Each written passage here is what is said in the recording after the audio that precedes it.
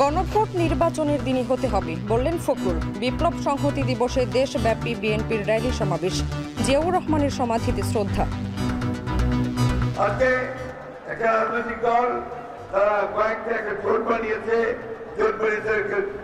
চাপ সৃষ্টি করছে বিভিন্নভাবে যে নির্বাচনের আগেই গণভোট হতে হবে। এই সমস্ত অপকর্ম বাদ দেন, বিগত দিনের ইতিহাস দেখে নিন, আপনার ক্ষমা চান। গণভোট যদি জাতীয় নির্বাচন আগে হয় তাহলে 80% লোক রিফর্ম সংস্কারের পক্ষে ভোট দিবে। নির্বাচনের আগে গণভোট হলে 80% মানুষই সংস্কারের পক্ষে থাকবে, মন্তব্য আব্দুল্লাহ তাহেরের। নেতৃত্বের জন্য তরুণদের প্রস্তুতির আহ্বান আমিরের। জুলাই সনদে রাখা যাবে না নোট অফ ডিসেন্ট বললেন এনসিপির নাহিদ ইসলাম। প্রধান উপদেষ্টাকে দ্রুত বাস্তবায়ন আদেশ জারির আহ্বান। চট্টগ্রামে নির্বাচনী প্রচারে বাবলা হত্যার দুদিন পর মামলা, আসামি 16। গুলিবিদ্ধ বিএনপি প্রার্থীকে আনা হলো ঢাকায়। রাউজানে মূল হোতা ইশতিয়াকী গ্রেপ্তার। সরবরাহ সংকটের অজুহাতে অস্বাভাবিক পেঁয়াজের বাজার, কেজিতে বেড়েছে 30 টাকা পর্যন্ত। চাঁদপুরে ইলিশের কেজি 27 টাকা।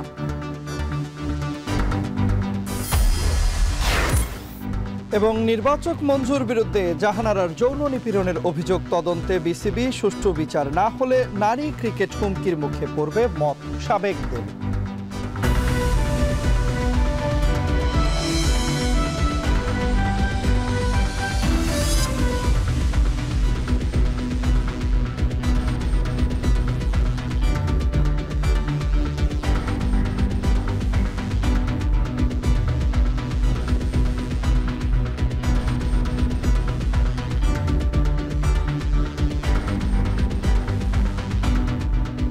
স্বাগত। এখন সন্ধ্যায় পুরো আয়োজনে আপনাদের সঙ্গে আছি আমরা দুজন, আমি তন্ময় কুমার রায় এবং আমি শামীমা শাম্মী। গণভোট ত্রয়োদশ জাতীয় সংসদ নির্বাচনের দিনই হতে হবে বলে মন্তব্য করেছেন বিএনপির মহাসচিব মির্জা ফখরুল ইসলাম আলমগীর। আর মির্জা আব্বাস বললেন, একটি দল ধর্ম নিয়ে ব্যবসা করছে, তারাই দেশের স্বাধীনতা নিয়ে ষড়যন্ত্র করছে। ঐতিহাসিক 7 নভেম্বর জাতীয় বিপ্লব ও সংহতি দিবস উপলক্ষে রাজধানীতে র্যালি সমাবেশে ঢল নামে বিএনপির নেতাকর্মীর। এ সময় দলটির শীর্ষ নেতৃবৃন্দ বলেন, ভোট বানচালের চেষ্টা করা হলে জনগণ মেনে নেবে না। বিস্তারিত প্রতিবেদনে। ঐতিহাসিক 7 নভেম্বর জাতীয় বিপ্লব ও সংহতি দিবস উপলক্ষে জনসমুদ্র রাজধানী। শুক্রবার বিকেলে বিএনপির কেন্দ্রীয় কার্যালয় নয়াপল্টন থেকে শুরু হওয়া র্যালিতে যোগ দেন বিপুল সংখ্যক নেতাকর্মী। গণতন্ত্র পুনরুদ্ধার ও জাতীয় ঐক্যের পক্ষে স্লোগানে মুখরিত হয় রাজপথ। 7 নভেম্বর অনুপ্রেরণা নিয়ে সামনে গণতন্ত্র উদ্ধারে, দেশকে পুনর্গঠিত করার জন্য আমরা মুক্তিযোদ্ধারা সবসময় মাঠে ছিলাম, এখনো মাঠে আছি এবং বাংলাদেশের স্বাধীনতা সার্বভৌমত্ব সুরক্ষার জন্য আমরা সবসময় কাজ করে দেব। আমরা সুষ্ঠু নির্বাচন চাই এবং আমরা জনগণের সাথে কাঁধে কাঁধ মিলিয়ে রাষ্ট্র উন্নয়নের ক্ষেত্রে আমরা ভূমিকা রাখতে চাই। এদেশে গণতন্ত্র সুরক্ষিত হবে, এদেশের মানুষ ভোটের অধিকার, ভাতের অধিকার, ন্যায়সঙ্গ অধিকারগুলো ফিরে পাবে। র্যালির পূর্ব সমাবেশেও জাতীয় নির্বাচনের প্রস্তুতি নিতে কর্মীদের তাগিদ দেন দলের শীর্ষ নেতারা। জানান, 75-এর 7 নভেম্বরের মতোই বিএনপির হাত ধরেই গণতন্ত্র ও মানুষের মৌলিক অধিকার রক্ষা পাবে আগামীর বাংলাদেশে। তবে আগামী ফেব্রুয়ারিতে একটি অবাধ সুষ্ঠু নির্বাচন হবে। সেই নির্বাচনে বাংলাদেশ জাতীয়তাবাদী দল বিএনপি সকল নেতৃবৃন্দ আপনারা ঐক্যবদ্ধভাবে একটি অবাধ সুষ্ঠু নির্বাচনের মাধ্যমে বাংলাদেশের জনগণের সরকার প্রতিষ্ঠা হবে। এই 7 নভেম্বর নতুন একটি প্রেক্ষিত নিয়ে বাংলাদেশের মানুষের সামনে ধরা দিয়েছে। আজকে বাংলাদেশে আমরা বিএনপির নেতৃত্বে ইনশাআল্লাহ পুনরায় গণতন্ত্র ফিরিয়ে আনবো। একটি দল ধর্মের ব্যবসা করে গণতন্ত্র নিয়ে ষড়যন্ত্র করছে বলে অভিযোগ করেন মির্জা আব্বাস। বলেন, জাতির কাছে ক্ষমা চাওয়া উচিত তাদের। যারা ধর্মের ব্যবসা করে, বেহেশতের টিকিট দেয় যারা, তারা বলছে একটি বৃহৎ দল এই দেশের গণতন্ত্র নিয়ে ষড়যন্ত্র করছে। আমি তার জবাবে বলতে চাই, এই আপনারা যারা কথা বলছেন, আপনার দেশের স্বাধীনতা সার্বভৌমত্ব নিয়ে ষড়যন্ত্র করছেন। এই সমস্ত অপকর্ম বাদ দেন। বিগত দিনের ইতিহাস থেকে দেখে নিন, আপনার ক্ষমা চান, এখনো সময় আছে। জাতিকে আর বিভ্রান্ত করার চেষ্টা করবেন না। এদিকে সমাবেশে অন্তর্বর্তী সরকার নির্বাচন বানচালের পরিস্থিতি সৃষ্টি করছে বলে অভিযোগ করেন বিএনপি মহাসচিব। গণভোটের নামে নির্বাচন পেছানোর ষড়যন্ত্র চলছে বলে অভিযোগ করেন তিনি। জানান, জাতীয় নির্বাচনের দিনেই হবে গণভোট। যারা বাংলাদেশকে একটা কঠিন আবরণে রাখতে চায়, সেই আধিপত্যবাদী ষড়যন্ত্র চক্রান্ত থেকে রক্ষা করে শহীদ প্রেসিডেন্ট, স্বাধীনতার ঘোষক, বহুদলীয় গণতন্ত্রের প্রবক্তা শহীদ প্রেসিডেন্ট জিয়াউর রহমান বীর উত্তমকে সেদিন রাষ্ট্র পরিচালনার দায়িত্ব দিয়েছিল, গৃহবন্দী অবস্থা থেকে বাইরে নিয়ে এসে। সেই দিন থেকে সেই শহীদ প্রেসিডেন্ট জিয়াউর রহমান মাত্র 3.5 বছরের মধ্যে বাংলাদেশকে একটা নতুন, একটা সমৃদ্ধ বাংলাদেশে পরিণত করতে চেয়েছিলেন। বিএনপির র্যালিতে একদিকে যেমন উচ্চারিত হয়েছে গণতন্ত্র পুনরুদ্ধার ও জাতীয় নির্বাচনের স্লোগান, তেমনি প্রদর্শিত হয়েছে দীর্ঘ ফ্যাসিবাদী শাসন আমলের নানা প্রেক্ষাপট। পল্টন, নাইটেঙ্গেল মোড়, মালিবাগ, মৌচাক, বাংলা মোটর হয়ে কারওয়ান বাজারের কদম ফোয়ারা পর্যন্ত চলে মিছিল। সেখানেই নেতাকর্মীদের ধন্যবাদ জানিয়ে র্যালির সমাপ্তি করেন মির্জা ফখরুল ইসলাম আলমগীর। আতিক মেজবালগ্ন, এখন, ঢাকা। জাতীয় বিপ্লব ও গণসংহতি দিবস উপলক্ষে দেশের বিভিন্ন জেলায় বর্ণাঢ্য র্যালি ও সমাবেশ করেছে বিএনপি ও এর অঙ্গ সংগঠনের নেতাকর্মীরা। এ সময় সবাইকে ঐক্যবদ্ধ হয়ে বিপ্লব ও সংহতি দিবসের চেতনা নিয়ে সব ষড়যন্ত্র প্রতিহতের আহ্বান জানান তারা।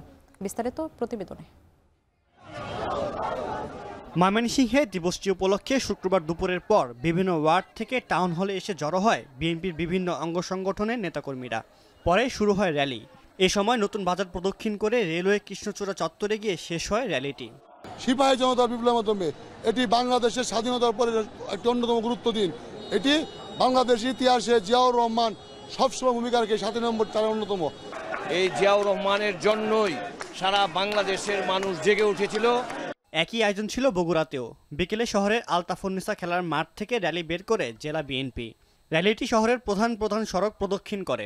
এ সময় বিপ্লব ও সংহতি দিবসের তাৎপর্য তুলে ধরেন বিএনপি নেতাকর্মীরা। এই দিনই শহীদ রাষ্ট্রপতি জিয়াউর রহমানের মাধ্যমে এই দেশের জনগণ তাকে এই দেশ পরিচালনার জন্য তাকে সামনে নিয়ে এসেছিল। বগুড়ার সাধারণ জনগণও আমাদের দেশের র্যালিতে অংশগ্রহণ করেছে। বিশেষ করে এই র্যালিটি একটি নির্বাচনী র্যালিতে পরিণত হয়েছে। এদিকে জাতীয় বিপ্লব ও সংহতি দিবস উপলক্ষে খুলনায় মিছিল ও সমাবেশ করেছে জেলা ও মহানগর বিএনপির নেতৃবৃন্দ। শুক্রবার বিকেলে নগরীর শিববাড়ি মোড়ে এই কর্মসূচির আয়োজন করা হয়। এ সময় বক্তারা সকলকে ঐক্যবদ্ধ হয়ে বিপ্লব ও সংহতি দিবসের চেতনা নিয়ে সকল ষড়যন্ত্র প্রতিহত করার আহ্বান জানান।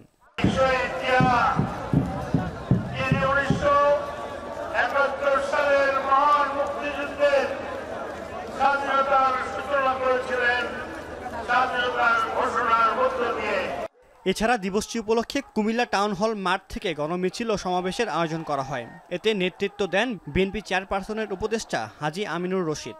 পরে একটি মিছিল কান্দিরপাড় থেকে গুরুত্বপূর্ণ সড়ক প্রদক্ষিণ করে শহরের চকবাজারে গিয়ে শেষ হয়। আন্দোলনের মুখে তারা শহীদ প্রেসিডেন্টকে সসম্মানে ছেড়ে দিয়ে পালিয়ে যেতে বাধ্য হয়েছিল। এছাড়া রাজশাহী, নাটোর, চাঁপাইনবাবগঞ্জ সহ দেশের বিভিন্ন জেলায় নানা আয়োজনে পালিত হয়েছে জাতীয় বিপ্লব ও সংহতি দিবস। সাদ ইসলাম শামস, এখন। জাতীয় বিপ্লব ও সংহতি দিবসে সাবেক রাষ্ট্রপতি জিয়াউর রহমানের সমাধিতে শ্রদ্ধা জানিয়েছেন বিএনপি ও এর অঙ্গ সংগঠনের নেতাকর্মীরা। এ সময় বহুদলীয় গণতন্ত্র প্রতিষ্ঠার মাধ্যমে জিয়াউর রহমান যে লড়াই শুরু করেছেন তা অব্যাহত রাখার অঙ্গীকার করেন তারা। বিএনপি মহাসচিব বলেছেন, গণতন্ত্র ধ্বংসে ফের ষড়যন্ত্র চলছে। 7 নভেম্বরের মতো ঐক্যবদ্ধভাবে ষড়যন্ত্র মোকাবিলা করতে হবে বলেও জানান তারা। বিস্তারিত দেখুন সিফাত শাহরিয়ারের প্রতিবেদনে।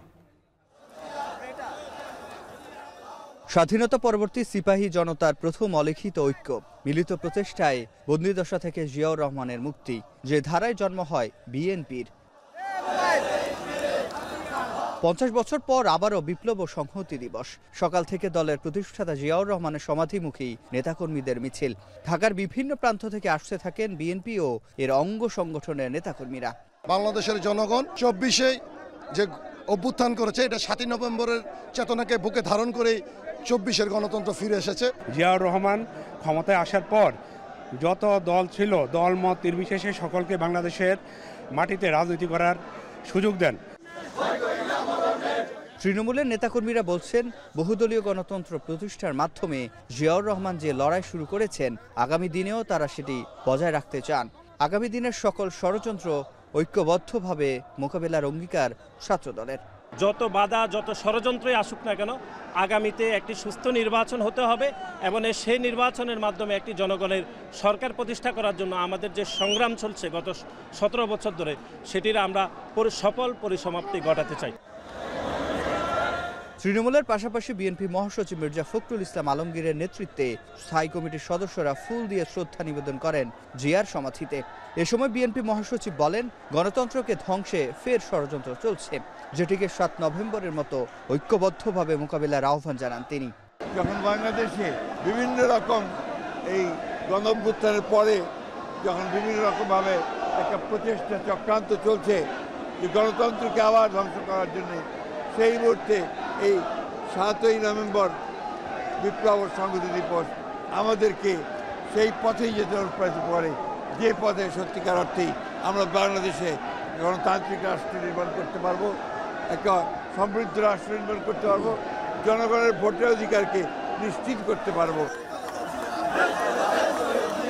শুধুমাত্র এই জিয়াউর রহমানের সমাধিতে বিপ্লব ও সংহতি দিবসে ফুল দিয়ে শ্রদ্ধা নিবেদন নয়, সপ্তাহব্যাপী বিএনপি উদ্যোগ নিয়েছে সারা দেশব্যাপী নানা কর্মসূচির, এবং তারা বলছেন 7 নভেম্বর জিয়াউর রহমান মুক্ত হয়ে যেভাবে এদেশে বহুদলীয় গণতন্ত্র প্রতিষ্ঠা করেছিল, সেটি তারা আসন্ন জাতীয় সংসদ নির্বাচনে জয়ের মাধ্যমে ধরে রাখতে চান। সিফাত শাহরিয়ার, এখন ঢাকা। যারা নির্বাচনকে বাধাগ্রস্ত করতে চাইছে, তারা চট্টগ্রাম বিএনপির প্রার্থীর জনসংযোগে সন্ত্রাসী হামলা চালিয়েছে কিনা এমন প্রশ্ন উড়িয়ে দেওয়া যায় না বলে মন্তব্য করেছেন বিএনপির স্থায়ী কমিটির সদস্য আমির খসরু মাহমুদ চৌধুরী। সকালে চট্টগ্রাম এভার কেয়ার হাসপাতালে গুলিবিদ্ধ বিএনপি প্রার্থী এরশাদুল্লাহকে দেখার পর এই মন্তব্য করেন তিনি। এ সময় সহিংসতা এড়াতে আইনশৃঙ্খলা বাহিনীকে আরও তৎপর হওয়ার দাবি জানান তিনি। পরে বেলা 1:30টার দিকে চট্টগ্রাম 8 আসনের বিএনপি প্রার্থী এরশাদুল্লাহকে এয়ার অ্যাম্বুলেন্সে করে আরও উন্নত চিকিৎসার জন্য ঢাকায় আনা হয়।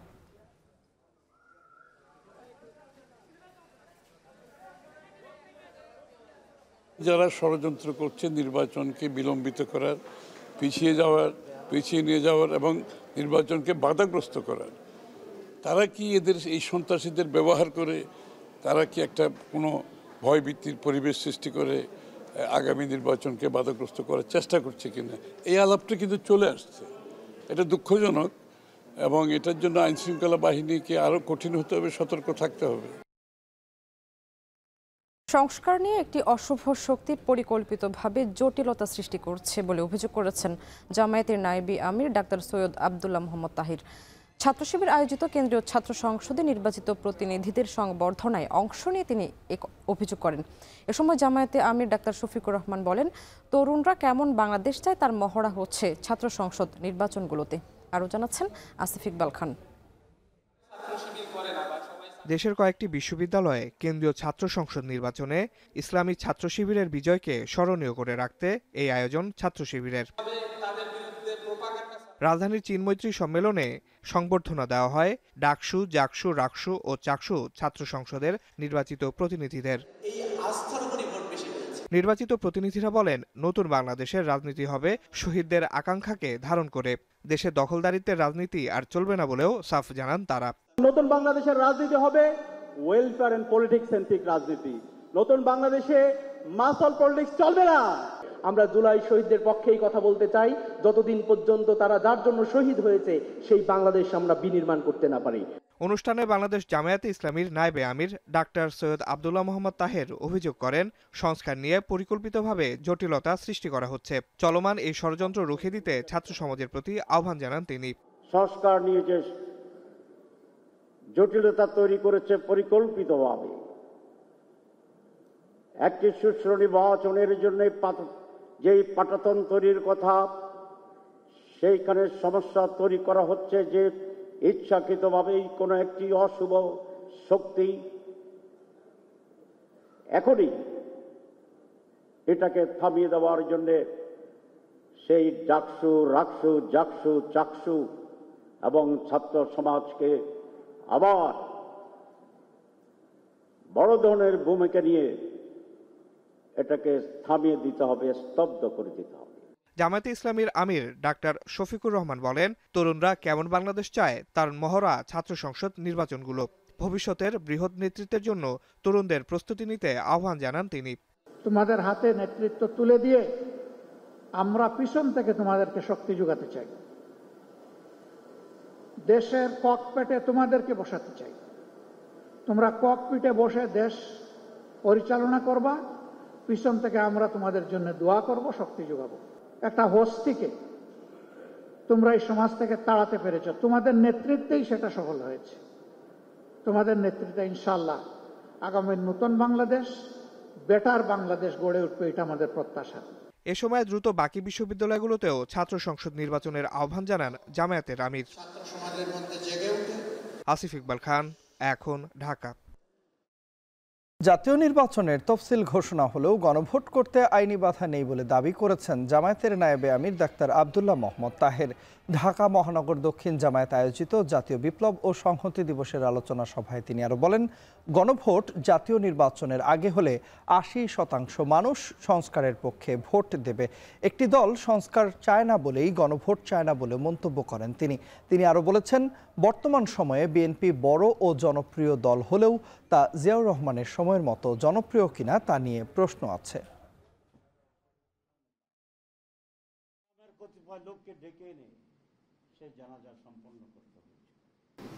তফসিল ঘোষণা হইলেও জাতীয় নির্বাচনের গণভোট আলাদা জিনিস হইতে কথা আইনগত বাধা নাই। সুতরাং ঠেলে ঠুলে কদ্দুর নিবেন। অনেকে বলছেন, আজকেও বলছেন গণভোট জাতীয় নির্বাচনের আগে মানি না। কেন মানেন না এটা আমরা জানি। ডাকসুর পরে আর কোন নির্বাচন আপনারা মানতে পারেন না। গণভোট যদি জাতীয় নির্বাচন আগে হয় তাহলে ৮০% লোক রিফর্ম সংস্কারের পক্ষে ভোট দিবে। সনদে কোনো নোট অফ ডিসেন্ট থাকবে না বলে জানিয়েছেন এনসিপির আহ্বায়ক নাহিদ ইসলাম। আশা প্রকাশ করে বলেন, দ্রুত সময়ের মধ্যে জুলাই সনদ বাস্তবায়ন করে নির্বাচনের দিকে যাবে দেশ। দুপুরে বাংলা একাডেমিতে ইউনিভার্সিটি টিচার্স ফোরামের আত্মপ্রকাশ ও আলোচনা সভায় এসব কথা বলেন তিনি। বলেন, আগামী নির্বাচনে গণ অভ্যুত্থানের অংশীদারদের সংসদে থাকা উচিত। আরও বলেন, রাষ্ট্রপতি নয়, সনদের আদেশ ডক্টর ইউনূসকে দিতে হবে। এ সময় তিনি অন্যান্য দলের সমালোচনা করে বলেন, নির্বাচনে ইশতেহারে অনেকেই তরুণদের কর্মসংস্থান করার কথা বললেও কোন প্রক্রিয়ায় করা হবে তা কেউ স্পষ্ট করছে না। এনসিপি কর্মসংস্থান সৃষ্টির জন্য কর্মমুখী শিক্ষার ব্যবস্থা করবে বলেও জানান তিনি। এছাড়াও রাজনৈতিক ফ্যাসিবাদ পতন করলেও রাষ্ট্রীয় ফ্যাসিবাদ পতন করতে ব্যক্তির ও সংস্কৃতি ফ্যাসিবাদী কাঠামোর সংস্কার করতে হবে বলে জানান তিনি।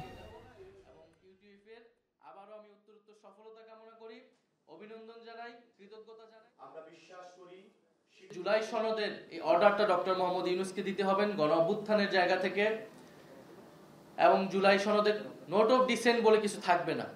আমরা যা ঐক্যমত হয়েছে সেটা জনগণ বাকিটা ঠিক করবে। জনগণ যদি বলে সেগুলাই বাস্তবায়িত হবে। সেই সকল বিবেচনায় আমরা আশা করি খুব দ্রুত সময়ের মধ্যে জুলাই সনদের আইনি ভিত্তির মাধ্যমে আমরা নির্বাচনের দিকে যাব, এবং আগামী যে নির্বাচন হবে সেই নির্বাচনে গণ অভ্যুত্থানের অংশীদার যারা তাদের সকলেই পার্লামেন্টে থাকা উচিত। সেই পার্লামেন্টে সংস্কার পরিষদ হবে, নতুন সংবিধানের জন্য কাজ করা হবে। ফলে যারা শিক্ষকেরা রয়েছেন অবশ্যই তাদের সেখানে অংশগ্রহণ প্রয়োজন। জাতীয় নাগরিক পার্টির পক্ষ থেকে আমরা সেটা নিশ্চিত করার চেষ্টা করব। ফেব্রুয়ারিতে নির্বাচন হবে বলে জানিয়েছেন প্রধান উপদেষ্টার প্রেস সচিব শফিকুল আলম। যারা নির্বাচন নিয়ে বিভ্রান্তি ছড়াচ্ছে তাদের পতিত সরকারের দোসর বলে আখ্যা দেন তিনি। সকালে নেত্রকোনা সার্কিট হাউসে সাংবাদিকদের সাথে মতবিনিময় সভায় কথা বলেন তিনি। প্রেস সচিব আরও বলেছেন, যারা নির্বাচন বাধাগ্রস্ত করতে চায় তারা পতিত সরকারের দোসর। নির্বাচন নিয়ে কোনো ধরনের বিভ্রান্তির সুযোগ নেই। এছাড়া বাংলাদেশ আগে থেকেই মব ভায়োলেন্স ছিল, তবে গণ অভ্যুত্থানের পর তা বেড়েছে বলেও জানান তিনি।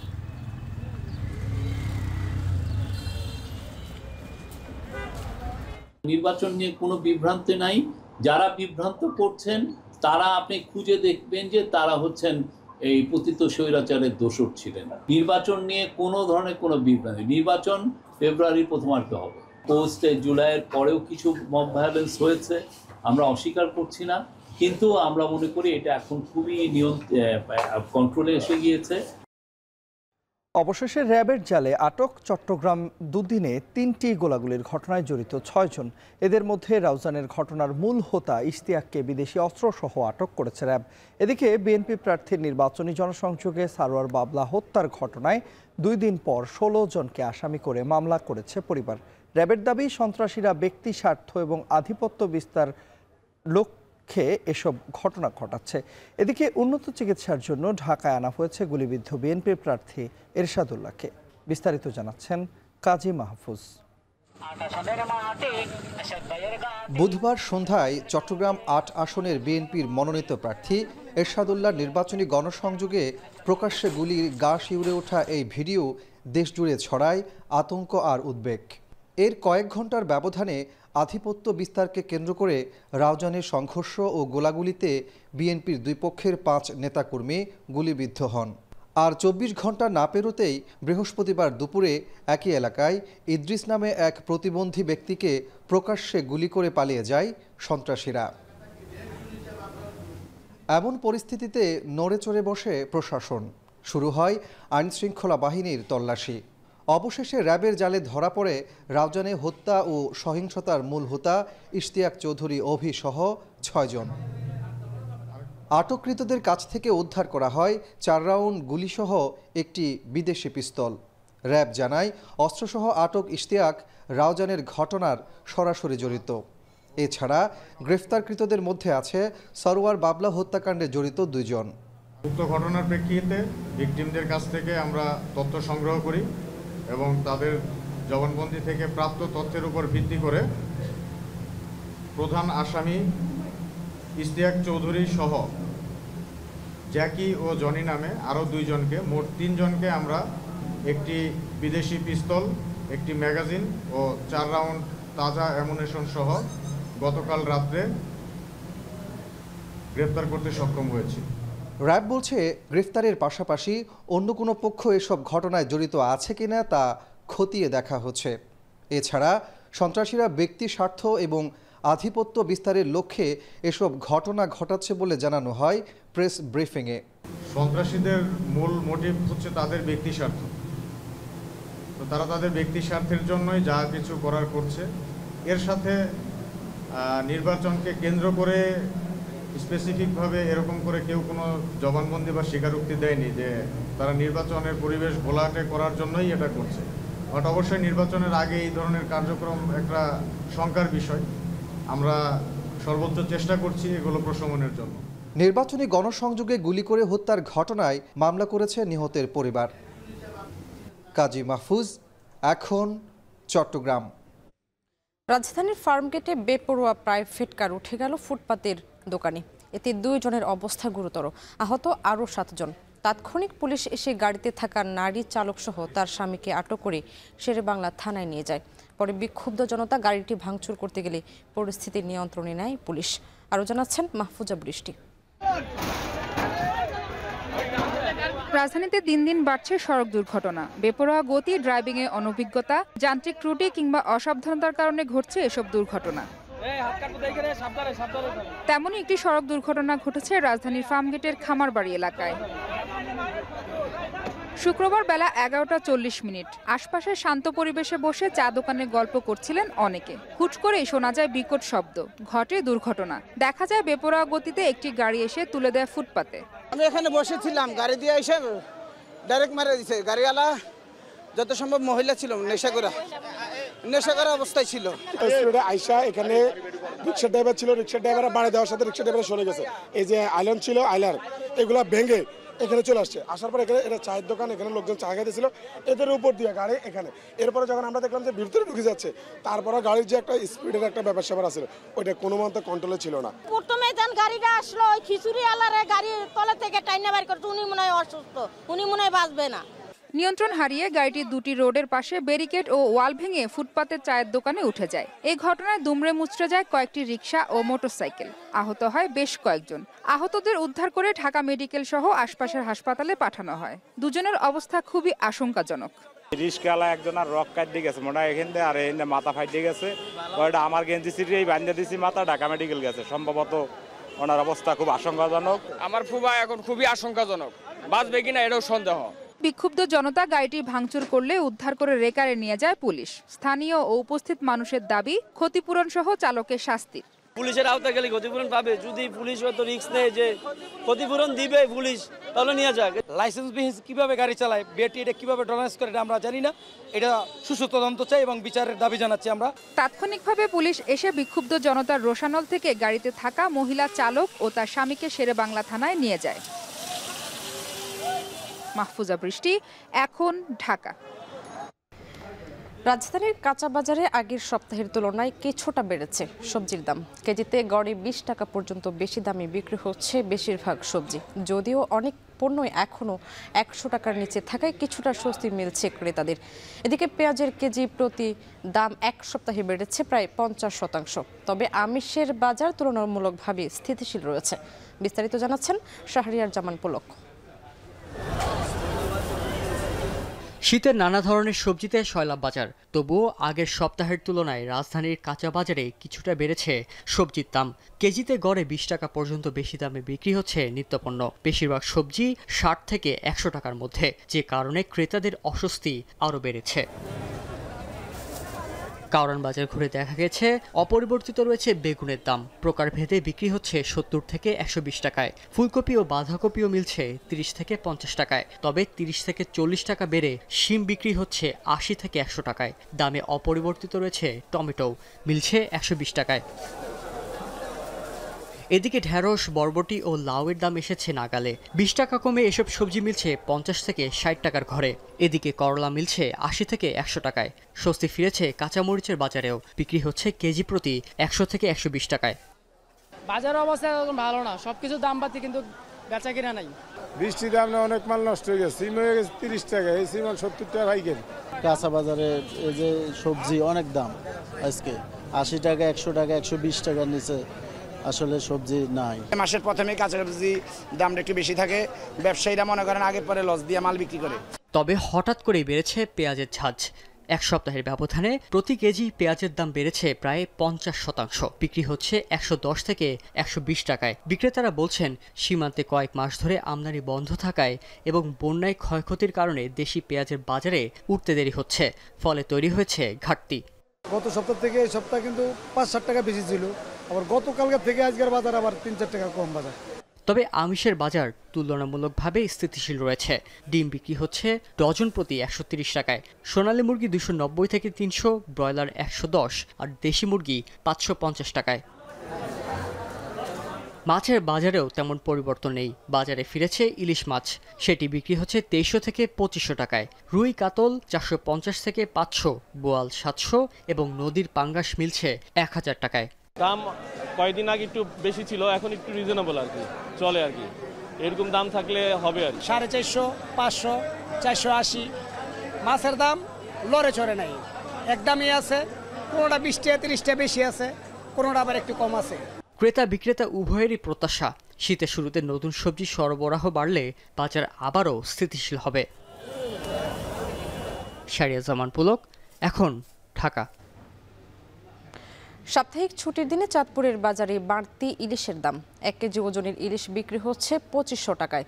সকাল থেকে চাঁদপুর বড় স্টেশন মাছঘাটে ইলিশের চাহিদা বেশি থাকলেও সরবরাহ পর্যাপ্ত না থাকায় বাড়তি দামে বিক্রি হয় মাছ।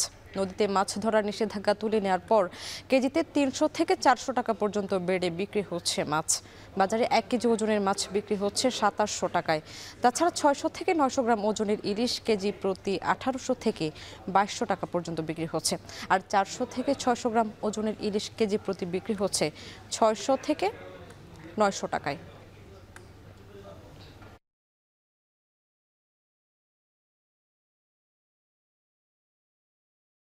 ফিলিপিন্সের পর প্রতিবেশী ভিয়েতনামে তাণ্ডব চালিয়েছে শক্তিশালী টাইফুন কালমাইকি।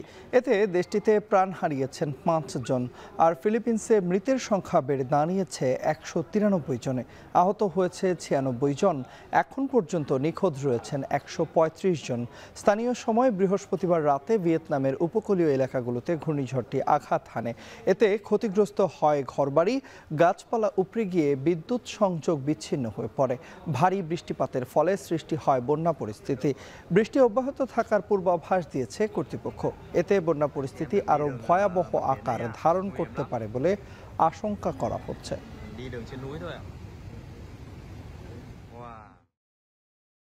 দেশের ক্রিকেটে চলছে বিতর্কিত এক সময়। নারী দলের ক্রিকেটার জাহানারা আলম যৌন নিপীড়নের অভিযোগ করেছেন সাবেক নির্বাচক মঞ্জুরুল ইসলামের বিরুদ্ধে।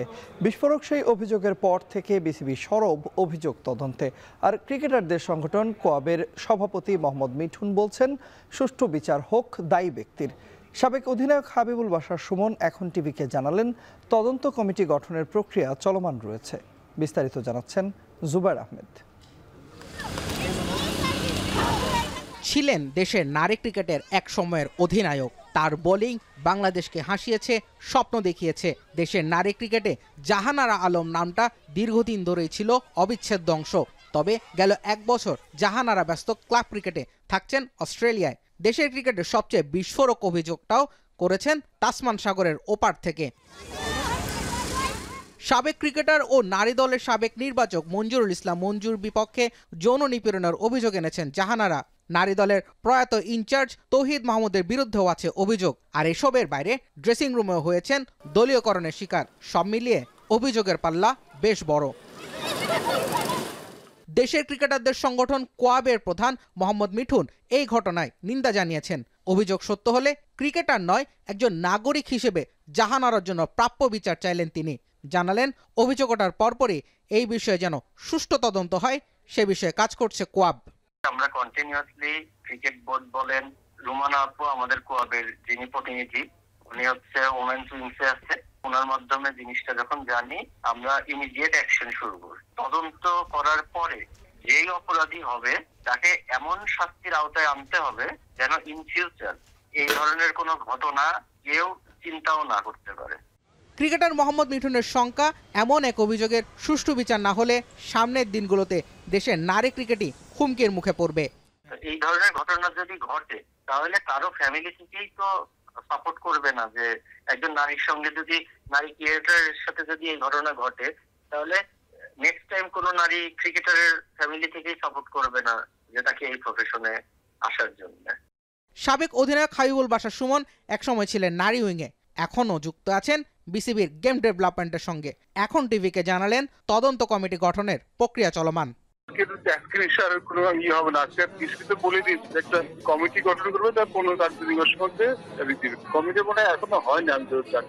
আগামী 2 সপ্তাহের মধ্যেই জাহানারা আলমের অভিযোগের পুরো তদন্ত শেষ করার কথা রয়েছে বিসিবির। যদিও এই ভুক্তভোগী নারী ক্রিকেটারের ভাষ্য, আগেও বিসিবিকে এই ব্যাপারে অবহিত করে কোনো সাড়া মেলেনি। নতুন বোর্ড এবার কেমন পদক্ষেপ নেয় সেটাই দেখার অপেক্ষা। জুবায়ের আহমেদ, এখন। অস্ট্রেলিয়ার সাবেক বিশ্বকাপ জয়ী অধিনায়ক স্টিভ ওয়ার চোখে বিরাট কোহলি সর্বকালের সেরা ওয়ানডে ব্যাটার। ক্রিকেটে সর্বকালের সেরা নিয়ে বিতর্ক সবসময় ছিল। ক্রিকেটে আবার 3টি সংস্করণ থাকায় এই বিতর্ক আরও বিস্তৃত। কে সেরা টেস্ট খেলোয়াড়, কে সেরা টি-20 ক্রিকেটার, আর কে সেরা ওয়ানডে ব্যাটার, এই প্রশ্নের জবাবে একমত হওয়া কঠিন। আরও জানাচ্ছেন ফারহান ইহসান। ক্রিকেট খেলায় কে সেরা, ওয়ানডে, টি-20 কিংবা টেস্ট, 3 ফরম্যাটে আছে ব্যাটারদের অসংখ্য রেকর্ড। কিন্তু ব্যাটারদের তালিকায় কে সেরা তা নিয়ে আছে নানা আলোচনা, তর্ক ও বিতর্ক। অস্ট্রেলিয়ার গোল্ড কোস্টের কারারা ওভালে ভারতের বিপক্ষে চতুর্থ টি-20 চলাকালে মাঠে উপস্থিত ছিলেন সাবেক বিশ্বকাপ জয়ী অস্ট্রেলিয়ান অধিনায়ক স্টিভ ওয়া। সেখানে সংবাদ মাধ্যমকে বলেন, বিরাট কোহলি ও রোহিত শর্মা দুজনেই সর্বকালের সেরা খেলোয়াড়। কোহলি সম্ভবত সর্বকালের সেরা ওয়ানডে খেলোয়াড়। ক্রিকেট প্রেমীরা সবসময় তার খেলা দেখতে চায়। স্টিভের মতে রোহিত ও কোহলির মতো তারকাদের দেখা সবসময়ই দর্শকদের জন্য আনন্দের, তবে বয়স ও সূচি চাপের কারণে তাদের সব ম্যাচ খেলা সম্ভব নয়। অস্ট্রেলিয়ার সফরের ওয়ানডে সিরিজ দিয়ে আন্তর্জাতিক ক্রিকেটে ফেরেন দুই অভিজ্ঞ ব্যাটার রোহিত ও কোহলি। এর আগে তারা টেস্ট থেকে অবসর নেন আর টি-20 ছাড়েন গেল বছর জুলাই বিশ্বকাপ জয়ের পর। সংখ্যার বিচারে স্টিভ ওয়ার বক্তব্য যৌক্তিক। আন্তর্জাতিক ওয়ানডেতে সর্বোচ্চ 51 সেঞ্চুরির মালিক কোহলি, পেছনে ফেলেছেন সচিন টেন্ডুলকারের 49 সেঞ্চুরি রেকর্ড। ওয়ানডেতে রান করায়ও কোহলির সামনে এখন কেবলই সচিন। অস্ট্রেলিয়ার বিপক্ষে সিরিজে তিনি কুমার সাঙ্গাকারাকে ছাড়িয়ে ওয়ানডেতে সর্বোচ্চ রান সংগ্রাহকদের তালিকায় উঠেছেন দ্বিতীয় স্থানে। টেন্ডুলকার 452 ইনিংসে করেছেন 18,426 রান, আর কোহলি 293 ইনিংসে করেছেন 14,255 রান। স্টিভ ওয়ার এই মন্তব্যে ক্রিকেট বিশ্বে নতুন করে শুরু হয়েছে সেরার বিতর্ক। স্টিভের পাশাপাশি কোহলিকে সেরা বলেছেন মাইকেল ক্লার্ক, স্টিভেন স্মিথ ও কপিল দেবও। কোহলির পক্ষে যেমন আছে অগণিত যুক্তি, তেমনি টেন্ডুলকার, এভি ডিভিলিয়ার্স কিংবা রোহিত শর্মার নামও উঠে আসছে আলোচনায়। ফারহান ইহসান, এখন। শেষ করছি এখন সন্ধ্যা। তবে তার আগে শিরোনামগুলো জানিয়ে দিব আরও একবার।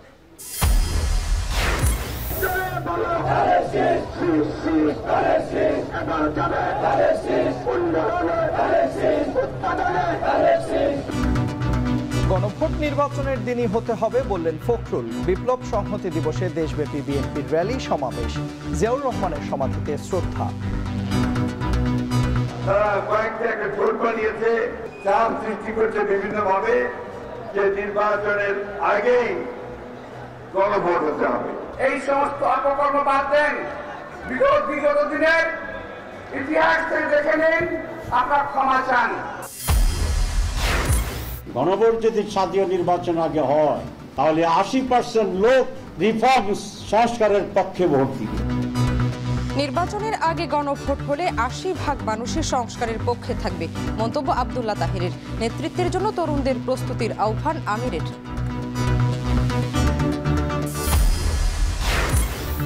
জুলাই সনদে রাখা যাবে না নোট অফ ডিসেন্ট বললেন এনসিপির নাহিদ ইসলাম। প্রধান উপদেষ্টাকে দ্রুত বাস্তবায়ন আদেশ জারির আহ্বান। চট্টগ্রামে নির্বাচনী প্রচারে বাবলা হত্যার 2 দিন পর মামলা, আসামি 16। গুলিবিদ্ধ বিএনপি প্রার্থীকে আনা হলো ঢাকায়। রাউজানের মূল হোতা ইশতিয়াক গ্রেপ্তার। সরবরাহ সংকটের অজুহাতে অস্বাভাবিক পেঁয়াজের বাজার, কেজিতে বেড়েছে 30 টাকা পর্যন্ত। চাঁদপুরে ইলিশের কেজি 2700 টাকা। এবং নির্বাচক মঞ্জুর বিরুদ্ধে জাহানারার যৌন নিপীড়নের অভিযোগ তদন্তে বিসিবি। সুষ্ঠু বিচার না হলে নারী ক্রিকেট হুমকির মুখে পড়বে, মত সাবেকদের।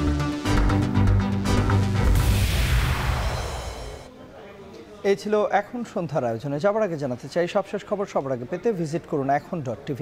এছাড়া ফেসবুকে দেখুন facebook.com/tv.এখন এবং ইউটিউবে দেখুন youtube.com/c/echontv।